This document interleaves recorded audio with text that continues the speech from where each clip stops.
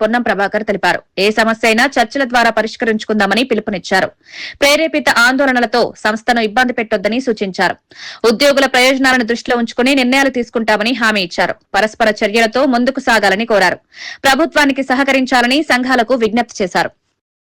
ఏ ప్రాంతమైనా నేను డీజీపీ గారితో కూడా మాట్లాడినా ఆ అంశం మీద కఠినంగా స్పందించి చర్యలు తీసుకోమని చెప్పి కోరుతూ కుటుంబానికి అండగా ఈ రాష్ట్ర ప్రభుత్వం ఉంటుంది. ముఖ్యమంత్రి గారు కూడా నిన్న చెప్పినారు, ఎక్కడ కూడా ఇబ్బంది పడేటువంటి పరిస్థితి రాకుండా మీకు అన్ని రకాలుగా న్యాయం చేసేటువంటి విధంగా ప్రభుత్వ చర్యలు ఉంటాయని మనం చేస్తాం. ఆర్టీసీ కార్మికులు నా కుటుంబ సభ్యులు ఈ ప్రభుత్వ భాగస్వాములు. ఆర్టీసీ విలీనము, కార్మిక సంఘాలకు సంబంధించిన గుర్తింపు అనే అంశాలు ప్రభుత్వంలో పరిశీలనలో ఉన్నాయి. మిగతా అన్ని అంశాలను ఆర్టీసీ ఆర్థిక పరిస్థితి దృష్ట్యా ఒకటి నెరవేర్చుకుంటూ వస్తా ఉన్నాం.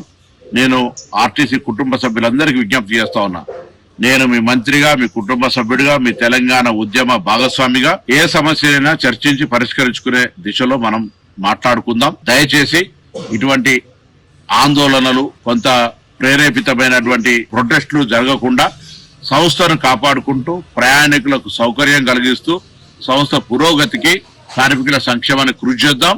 నేను మీతో కలుస్తున్నా. నేను కూడా ఒక విద్యార్థి నాయకుడిగా, కార్మికుల సమస్యల పట్ల అవగాహన కలిగిన వ్యక్తిగా మీకు మరొకసారి విశ్వాసాన్ని ఇస్తా ఉన్నా. నా డోర్స్ ఎల్లవేళలా మీ కుటుంబ పెద్దగా నేను నా యొక్క బాధ్యత నిర్వహిస్తాననే మాట మా ప్రభుత్వం గౌరవ ముఖ్యమంత్రి గారు కూడా స్పష్టంగా మీకు ఈ మాట చెప్పమన్నారు. నేను ఈ సందర్భంగా తప్పకుండా